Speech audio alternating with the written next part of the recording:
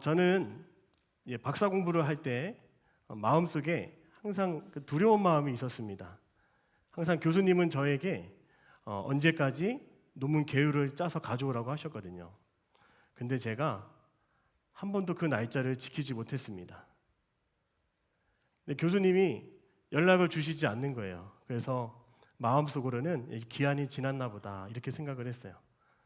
근데 우연히 만난 그 교수님과 대화를 하면서 교수님이 아무 일이 없는 것처럼 저를 환하게 받아주시고 웃어주셨습니다. 그러니까 저는 왜 교수님이 논문 이야기를 안 할까 그런 걱정을 좀 했습니다. 그리고 그렇게 만남이 헤어지고 또 오랜 시간이 지났습니다.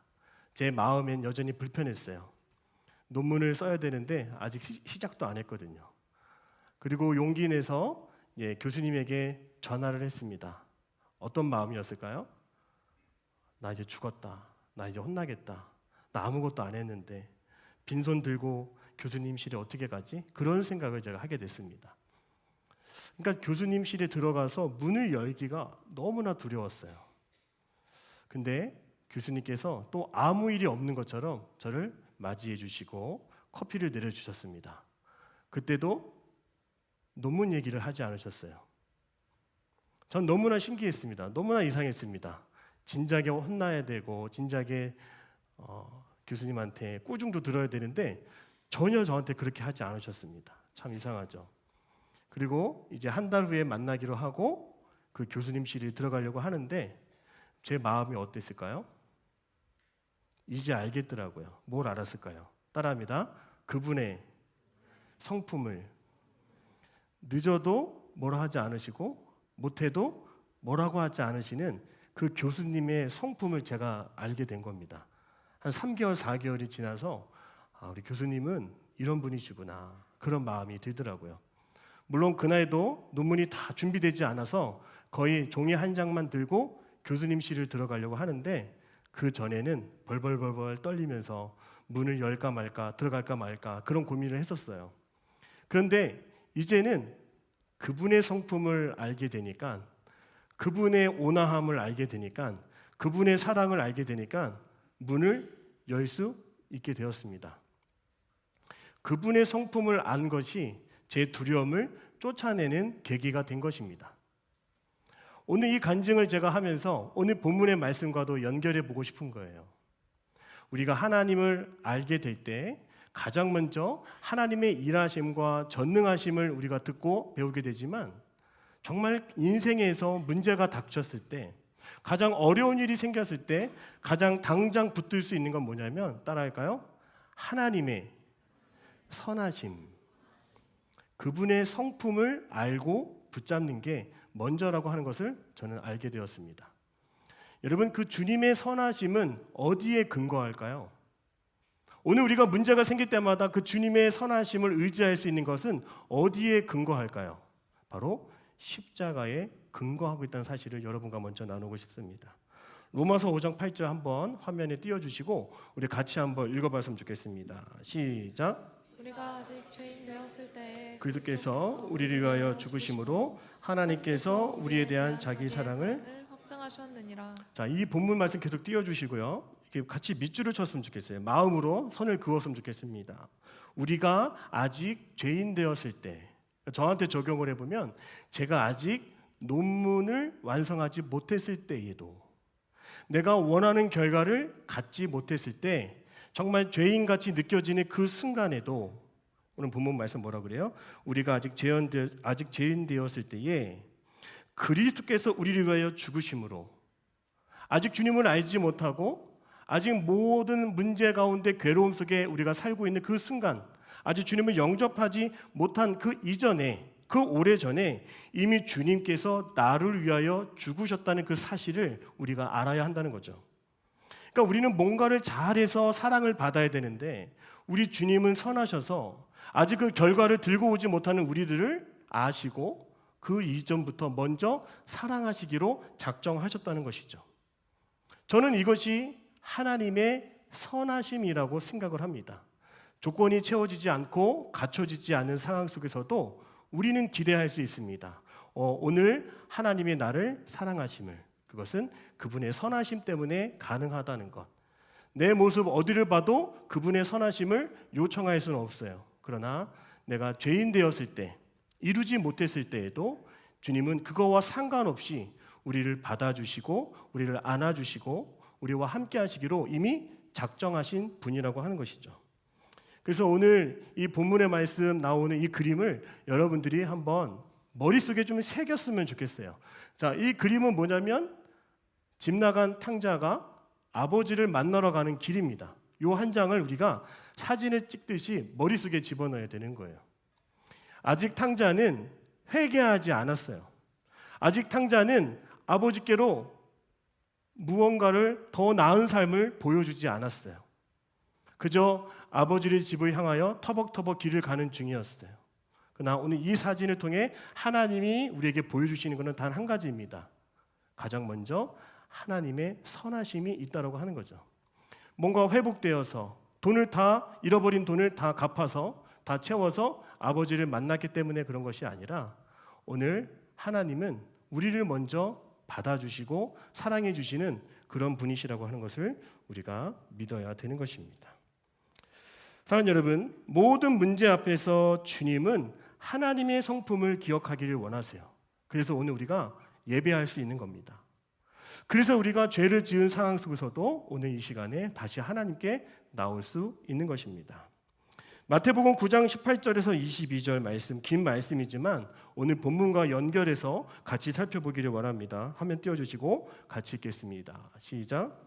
예수께서 이 말씀을 하실 때에 한 관리가 와서 절하며 이르되 내 딸이 방금 죽었사오나 오셔서 그 몸에 손을 얹어 주소서 그러면 살아겠나이다 하니 예수께서 일어나 따라가심에 제자들도 가더니 12해 동안이나 혈루증으로 앓는 여자가 예수의 뒤로 와서 그 겉옷가를 만지니 이는 제 마음에 그 겉옷만 만져도 구원을 받겠다 함이라.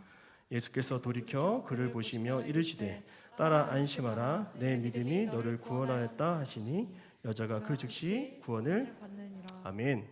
오늘 잠깐 이 말씀이 요 안에 잠깐 들어오기를 원하는데요. 한 야이로의 관리의 딸이 죽게 되었습니다. 그때 예수님을 찾아가서 우리 딸을 살려달라고 고쳐달라고 외쳤습니다. 그때 갑자기 끼어든 여인이 바로 혈루병 걸린 12년째 고통 가운데 있는 한 여인이었습니다. 자, 이 두 사람이 두 모습이 동시에 등장을 하는데 이 야이로의 입장에서는 이 관리의 입장에서는 지금 당장 예수님이 나의 딸을 살리러 가는 것이 먼저인 것처럼 보였습니다. 근데 예수님은 갑자기 끼어든 혈루병 걸린 여인의 병을 고쳐주셨어요.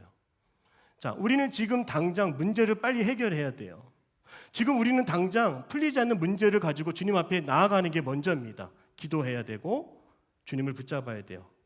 근데 오늘 이 본문에서도 이 장면에서도 우리에게 먼저 알게 해 주시는 것이 무엇이냐면 어떠한 상황 속에서도 하나님이 어떠한 분인지를 먼저 우리가 알아야 한다는 것이죠. 죽을 것 같은 상황이 있다 할지라도 괴로운 상황이 있다 할지라도 먼저 그 문제가 해결되지 않은 상황에 있다 할지라도 그분이 어떠한 분인지를 알아야 된다는 거예요. 그분은 은혜 베풀어 주시는 분이시고 그분은 죽어가는 것도 살리실 수 있는 분이시고 12년 동안 돈으로도 어떤 기술로도 고칠 수 없는 그 여인을 고쳐주신 하나님 아버지십니다. 여러분, 우리가 이 본문의 말씀을 이 이야기를 통해서 배울 수 있는 것은 어떠한 일을 겪든지 간에 먼저 하나님의 은혜를 기억할 수 있어야 된다는 것이죠. 그러니까 우리가 문제와 부딪히기 이전에 하나님의 성품을 먼저 알고 그 상황 속에서 주어지는 평안으로 먼저 들어가야 한다는 것입니다. 예수님이 제자들과 함께 풍랑이 일렁이는 그런 상황 속에서 배를 타고 제자들과 함께 있었습니다. 그때 제자들이 너무나 놀라서 배에서 주무시고 계시는 예수님을 막 깨웠어요. 예수님, 우리를 빨리 구해주세요. 우리를 빨리 살려주세요. 지금 풍랑 때문에 배가 뒤집힐 것 같아요. 그렇게 예수님을 깨웠습니다. 우리는 가장 먼저 뭘 봐야 되냐면 풍랑을 먼저 보는 것이 아니라 나와 함께 하시고 언제부터인가 나와 더 가까이 계시는 그 주님, 더 나아가서 그 주님의 선하심을 먼저 묵상할 수 있어야 되는 것이죠. 지금 여러분의 인생 가운데 풍랑이 있으면 그 풍랑을 먼저 바라보기보다 가장 먼저 그분의 선하심을 묵상할 수 있어야 된다는 것이죠. 말씀드린 것처럼 십자가에서 나를 포기하지 않으시고 나를 지키시며 내가 회개하지 않은 그 순간에도 나를 놓지 않으신 그분의 선하심이 이미 나에게 있다라는 사실을 내가 붙잡을 때 마음의 풍랑은 가라앉게 된다는 것입니다. 제가 요 며칠 전에 운전을 하면서 보이지 않는 글귀를 보게 됐는데 이런 글귀였어요. 사물이 거울에 보이는 것보다 더 가까이 있음이라고 하는 그런 희미한 글씨를 제가 보게 되었습니다.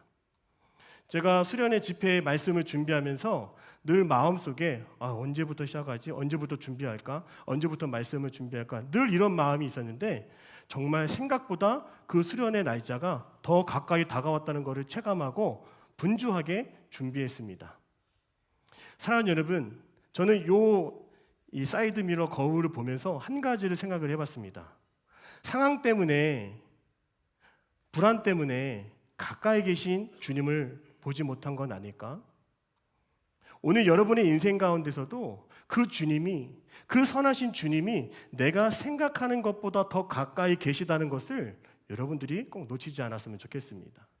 그 선하신 주님이 어느샌가 나와 함께 계심을 알고 문제가 해결되지 않아도 그 주님이 나와 함께 계셨음을 알 때 우리는 문제가 해결돼서 평안한 것이 아니었어요. 문제가 해결되지도 않고 여전히 문제는 남아있지만 하나님은 가장 먼저 우리에게 평안을 선물로 주기를 원하시는 겁니다. 오늘 여러분의 인생에도 굳게 닫혀있는 문이 있을 수 있습니다. 제가 교수님의 문을 열까 말까, 두드릴까 말까, 들어갈까 말까 너무나 불안하고 염려하는 그 순간에도 그분의 성품, 그분의 선하심을 의지하여 문을 열고 들어가서 따뜻한 사랑을 받았던 것처럼 오늘 우리도 풀리지 않는 문제가 있다라면 겁먹지 말고 두려워하지 않고 먼저 그분의 선하심을 묵상하면서 닫혀있는 문 앞에 서고 그 문을 열어갈 수 있는 저와 여러분이 되시기를 주님의 이름으로 축복합니다. 시편 34편 8절 말씀 같이 한번 읽어볼까요? 시편 34편 8절입니다. 같이 읽겠습니다. 시작. 너희는 여호와의 선하심은 맛보아 알지어다. 그에게 피하는 자는 복이 있도다. 아멘. 결과가 없어도 다윗은 이 시를 지으면서 이미 충만한 사랑과 은혜를 받았음을 이미 지금 기억하고 감사하는 시를 지었습니다. 정말 무섭고 두렵고 떨리는 상황이 왜 없겠습니까? 그러나 주님이 그 상황보다 크시고 그 주님의 선하심이 이 세상의 모든 풍랑을 잠재울 수 있는 그분의 성품이라고 하는 것을 우리가 배웠으면 좋겠습니다. 지금 오늘 여러분의 인생 가운데 뭐가 두렵습니까? 어떤 것이 어려워요? 뭐가 힘들게 했습니까? 그 앞에, 그 이전에 우리를 사랑하시고 십자가를 지신 그분의 선하심을 먼저 묵상할 수 있는 저와 여러분이 되시기를 주님의 이름으로 축복합니다. 그분의 선하심이 있기 때문에 문제 늦게 해결될 수도 있어요. 그분의 선하심은 있으면 그분의 성품만 내가 안다면 문제요 해결되지 않아도요 괜찮은 거예요. 어떤 과정의 어려움을 만나도 견딜 수 있는 거예요. 지금까지는 내가 평안을 만들어내고 내가 어떤 결과를 통해서 평안이 주어지는 것 줄 알았던 이 모든 삶을 우리가 주님 앞에 회개하고 이 시간만큼은 주님의 선하심을, 주님의 그 크신 놀라운 사랑을 내가 먼저 마음껏 누리게 하여 주옵소서. 이런 마음으로 기도할 수 있는 저와 여러분 되시기를 주님의 이름으로 축복합니다. 기도하겠습니다. 사랑의 주님, 우리가 생각하는 것보다 주의 선하심은 언제나 우리와 가까이 계시며 주님의 능력은 언제나 우리와 가까이 계심을 우리는 믿습니다. 두렵고 힘들고 괴로운 상황 속에서도 그 주님의 선하심을 붙들게 하여 주옵소서.